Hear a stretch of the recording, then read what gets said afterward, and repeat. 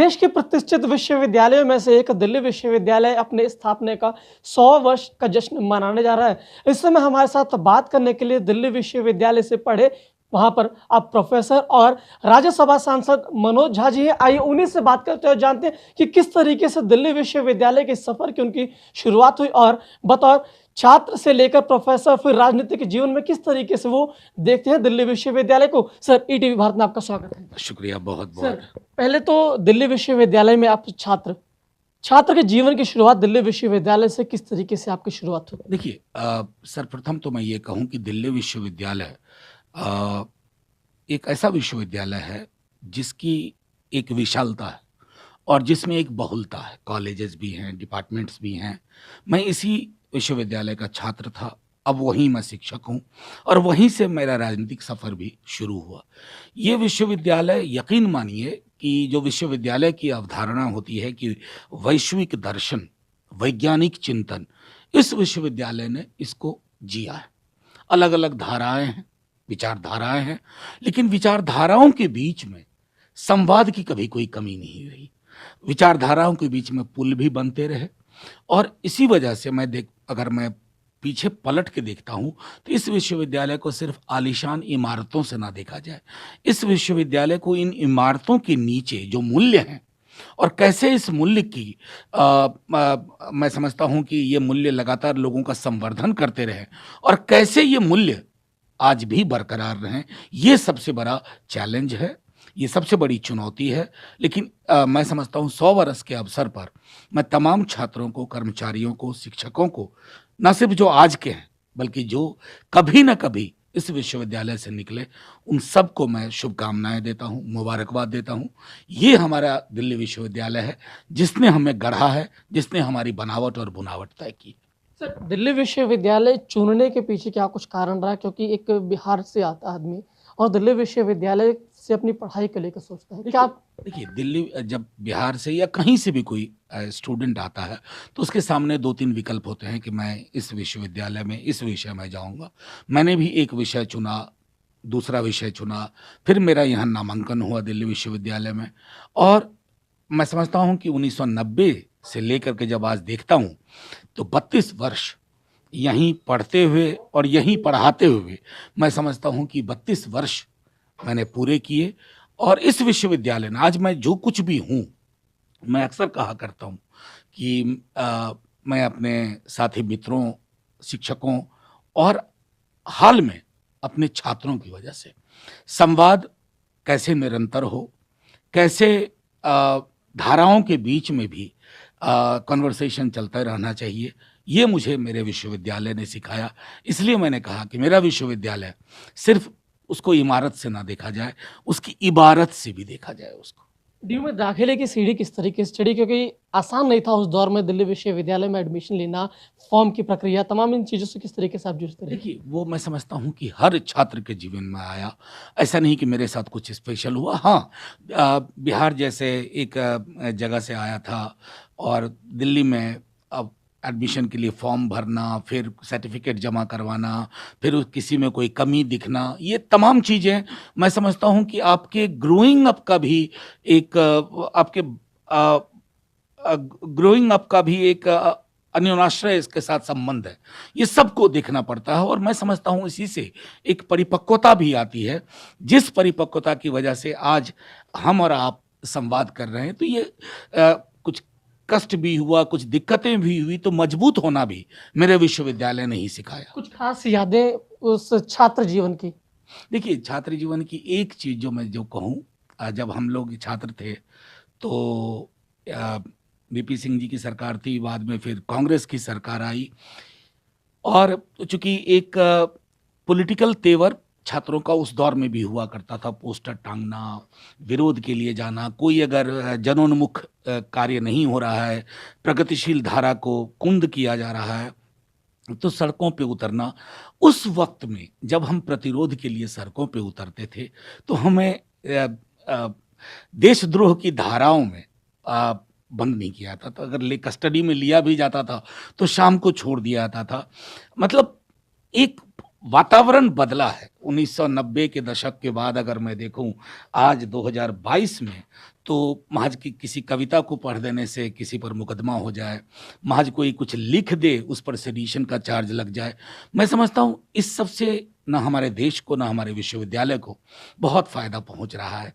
विश्वविद्यालय का दर्शन वैश्विक होना चाहिए, विशाल दर्शन होना चाहिए।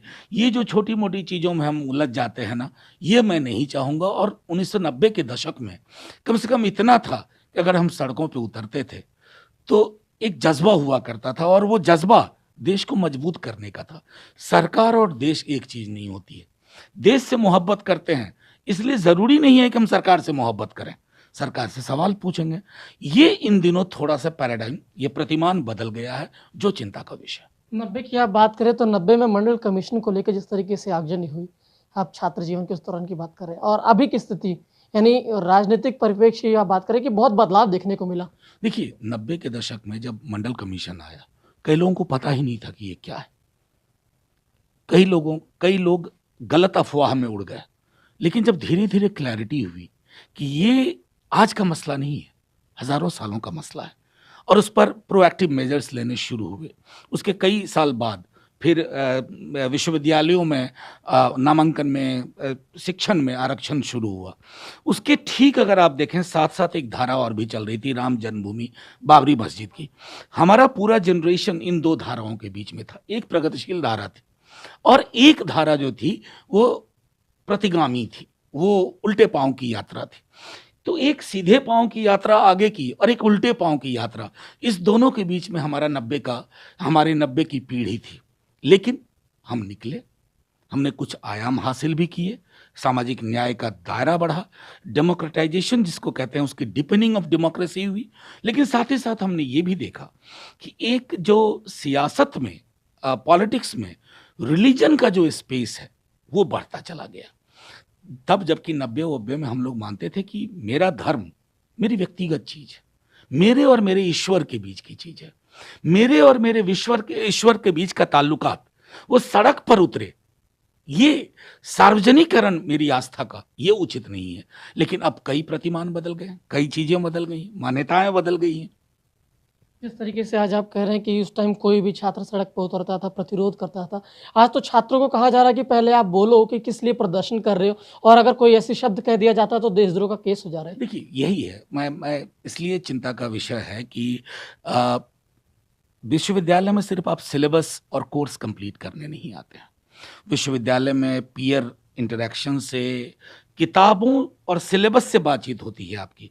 लेकिन सिलेबस के आगे जाकर के आप देखते हैं कि दुनिया कैसी बननी है, और जो दुनिया ऐसी बननी थी वैसी बन क्यों नहीं पा रही है। ये छात्र और शिक्षक मिलके नहीं सोचेंगे तो कौन सोचेगा। ग्रामशी एक बहुत बड़े इटालियन मार्क्सिस्ट थे। उन्होंने कहा था कि विश्वविद्यालय जो हैं वो ऐसी साइट हैं जहाँ से नव सृजन की गाथा लिखी जानी है, जहाँ से रेसिस्टेंस की गाथा लिखी जानी है। अगर हम विश्वविद्यालयों को डोसाइल, एक डोमेस्टिक स्फीयर के रूप में, कि एकदम पालतू, एक तरह की विचारधारा, एक तरह का संवाद, विवाद की कोई जगह नहीं, प्रतिरोध में नहीं जा सकते हैं, प्रतिरोध में जाना है तो परमिशन लीजिए। मेरा मानना है कि ये संकेत ना सिर्फ विश्वविद्यालय के लिए अच्छे नहीं हैं, बल्कि लार्जर जो डेमोक्रेसी है इंडिया की, उसके लिए ये संकेत है। फर्ज कीजिए कि अगर आज गांधी, नेहरू, अंबेडकर जैसे लोग आते और उनको विश्वविद्यालय में छात्रों से संवाद करना होता आज के मसलों पे, आज की दिक्कतों पे, तो क्या आज की हुकूमत इजाज़त देगी? कहेगी परमिशन लेके आओ, इस जगह पे आप नहीं बैठ सकते, यहाँ आप नहीं कर सकते। तो ये सारे प्रश्न, मैं सिर्फ अपनी चिंता व्यक्त नहीं कर रहा हूँ, मैं एक तरह से इस सामूहिक चिंता को लोगों के समक्ष रख रहा हूँ कि आखिर हम कैसा विश्वविद्यालय चाहते हैं। और जो मेरा दिल्ली विश्वविद्यालय जो ऐतिहासिक रूप से रहा, 100 बरस अगर इसने पूरे किए हैं ना, तो 100 बरस बहुलवाद के हैं, डाइवर्सिटी के हैं, उसका रेस्पेक्ट हो। यानी इस दौरान एक दर्द भी है कि हमारा विश्वविद्यालय जिस आवाज़ के लिए जाना जाता था, वाद विवाद के लिए जाना जाता था, वहाँ वाद विवाद करने पर उसको छात्र को सज़ा मिल रही है। नहीं, वहाँ बात करने पर ही विवाद कर दिया जाता है। अब जैसे देखिए, मैं अपनी ही बात नहीं कर रहा हूँ, अभी हाल में एक हमारे बीजेपी के मित्र थे, उनको एक कॉलेज में बोलने नहीं दिया गया। हम 2-3 लोगों को बाकी 2 कॉलेजेस में कहा गया ऐन वक्त पे कि आप ना आएँ। ये इस विश्वविद्यालय का चरित्र नहीं होना चाहिए। देखिए, धाराएँ समाज में अलग अलग होंगी, राजनीतिक विचारधाराएं अलग अलग होंगी, लेकिन धाराएं अगर आपस में बात ना कर पाए तो पानी, जिसको कहते हैं सृजन का जो जल है वो सूख जाएगा। क्या हम चाहते हैं कि नव सृजन की संभावनाएं खत्म हो जाए? अगर हम नहीं चाहते तो हमें वो संस्कृति विकसित करनी होगी जहां निरंतर संवाद एक्सट्रीम के बीच में भी चलते रहना चाहिए। यानी आज वो कमी खल रही है कि हम अपनी बात नहीं रख पा रहे हैं। देखिए, कमी तो मुझे ही नहीं खल रही है, करोड़ों हिंदुस्तानियों को खल रही है। हमारा हिंदुस्तान ऐसा रहेगा भी नहीं, ये क्षणिक है। अभी जो लग रहा है लोगों को कि ये ऐसा ही चलना चाहिए, वैसा ही चलना चाहिए, हिंदुस्तान का महासागर वाला चरित्र है। और किसी भी महासागर को आप जब तालाब बनाने की कोशिश करेंगे ना, तो महासागर विद्रोह करेगा। अभी लोगों को सब शांत लग रहा है, लेकिन ऐसा रहेगा नहीं। महासागर तालाब नहीं बनना चाहेगा। ये तो रही बतौर छात्र की बात है, लेकिन अब बतौर प्रोफेसर की हम चलते हैं। आप इसी कॉलेज से यानी विश्वविद्यालय से ही पढ़े, फिर आप प्रोफेसर भी हैं।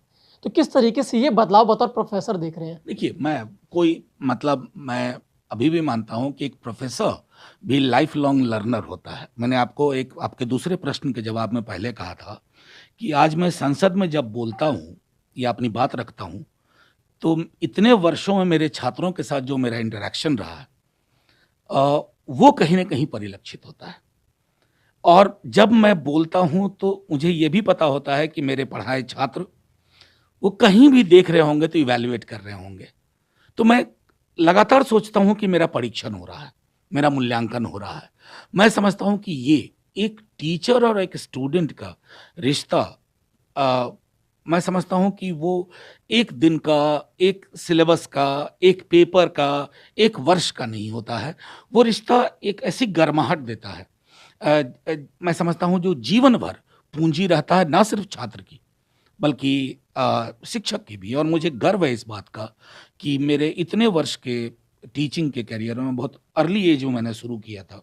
94 में पहली टीचिंग असाइनमेंट थी और आज आपसे मैं 28 बरस बाद बात कर रहा हूँ।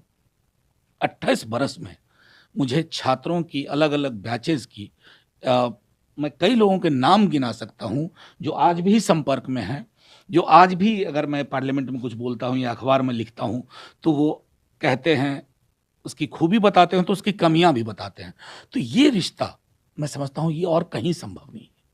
यानी इस छात्र और शिक्षक का रिश्ता बरकरार है, बेशक विश्वविद्यालय या तमाम मॉडर्न तकनीक इन सब सभी जो चीज़ें आ गई, बेशक फिर भी। देखिए, जैसे हम जैसे लोगों को थोड़ी से, जैसे डिजिटल पे मैं अभी क्लास कुछ कोरोना के कारण लेना पड़ा, मजबूरी थी कोरोना में, डिजिटल मोड।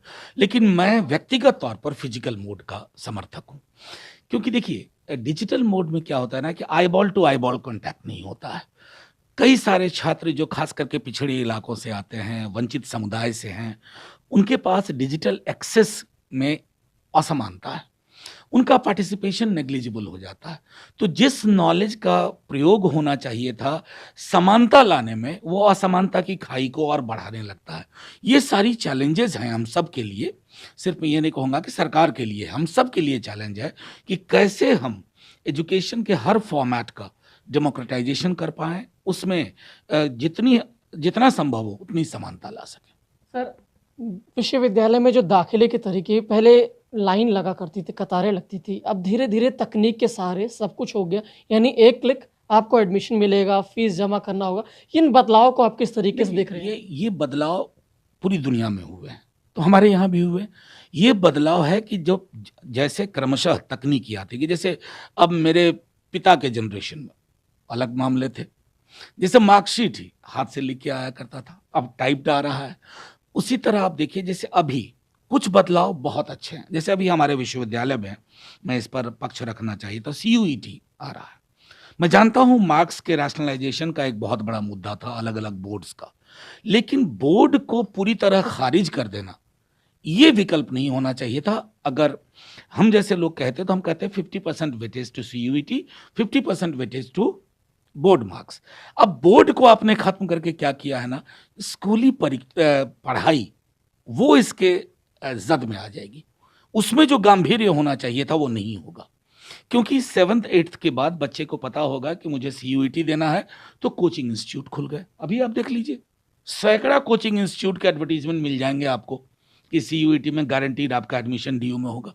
तो ये सब चीज़ें हमें सोचना होगा कि नव उदारवाद के साए में क्या हम शिक्षा को ऐसा एक निजी उपनिवेश बना रहे हैं जहाँ पर प्राइवेट कॉलोनी होगी और जो कुछ हमने संविधान के दायरे में, प्रियम्बल के दायरे में सोचा था शिक्षा को लेकर के, वो फिर से 1000-1500 साल पुरानी व्यवस्थाओं में चली जाएगी जहाँ शिक्षा मुट्ठी भर हाथों में केंद्रित होगी। इन सब चीज़ों से बचने के उपाय करने होंगे। सर, आप उन्हीं बातों को कर रहे हैं जिस तरीके से जो डीयू के शिक्षक हैं, जो लगातार सवाल उठा रहे हैं कि सीयूटी होगा, फिर जो शिक्षा है जो गरीब तबके के छात्र हैं उनसे दूर हो जाएगी, क्योंकि कोचिंग बढ़ावा मिलेगा, वो सभी की बस की नहीं है। तो फिर आम छात्र किस तरीके से एडमिशन ले पाए, क्योंकि डीयू के जो कॉलेज है वो भी सीमित है, सबके पास संसाधन नहीं होगा। देखिए, मैं सहमत हूँ। ये चिंताएँ लोग खारिज करना दें कि ये सिर्फ़ एक ग्रुप की चिंता, ये पूरे। अब मैं एक पिता भी हूँ, मेरी बच्ची भी पिछले साल बोर्ड की है और मान लीजिए कि अब मेरी चिंता नहीं है कि मेरे घर में होगी, लेकिन मैं क्या इस चिंता से खुद को मुक्त कर लूँ कि सीयूईटी के बहाने कोचिंग इंस्टीट्यूट की भरमार लगने वाली है। फिर से जो रसूखदार लोग हैं, उनके पक्ष में चीज़ें ज़्यादा आएँगी, जो गैर रसूखदार हैं, उनके पक्ष में नहीं आएँगी। हाशिए के समूह, वंचित समुदाय, बैकवर्ड एरियाज़, उन सबको स्ट्रगल करना पड़ेगा, हो सकता है अंतहीन स्ट्रगल हो।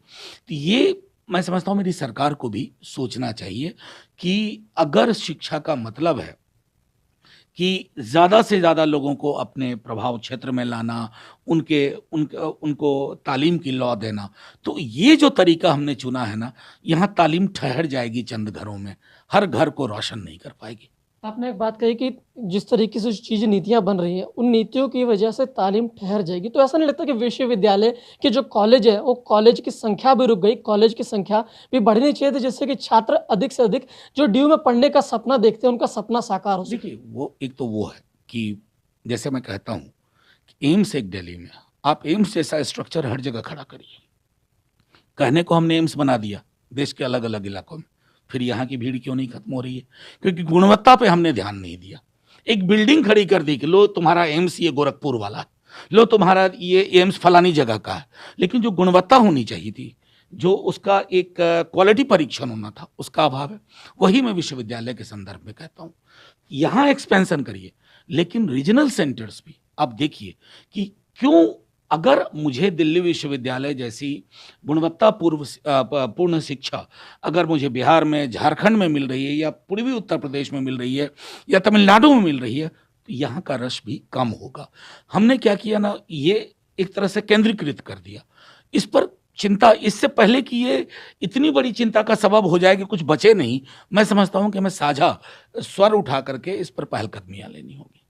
कई ऐसी चीज़ें जिस तरीके से आपने कहा कि हमें पहल करनी होगी, तमाम ऐसी चीज़ें सरकार ने कहा कि हमें कॉलेजेस खोलने की, लेकिन ज़मीनी स्तर पे दिखने को नहीं मिल रहा। अभी हाल ही में बात हुई थी, नजफगढ़ में भी होगा, बदरपुर की तरफ भी होगा, लेकिन वो ज़मीनी स्तर पर दिखाई नहीं पड़ रहा है। देखिए, एक बात तो है कि ये जो कॉलेज शिक्षा है दिल्ली विश्वविद्यालय को लेकर के जब हम ये कहते हैं, तो ये मई, जून, जुलाई के महीने में काफ़ी चर्चा होती है। फिर एडमिशन का वो सीज़न ख़त्म हो जाता है, फिर हमारी वो चिंता ख़त्म हो जाती है। मुझको लगता है कि पूरे बरस इस पर चिंतन करके पहलकदमियाँ होनी चाहिए। जहाँ तक देखिए, दिल्ली विश्वविद्यालय के भी एक्सपेंशन की एक सीमा है। अब कितना एक्सपैंड करिएगा? मैंने आपको शुरू में ही कहा, तकरीबन 100 के आसपास कॉलेज, फिर डिपार्टमेंट्स। तो इसका इस वजन के अलावा आप और सेंटर्स इस तरह के क्यों नहीं बना सकते? उसमें इन्वेस्टमेंट क्यों नहीं कर सकते?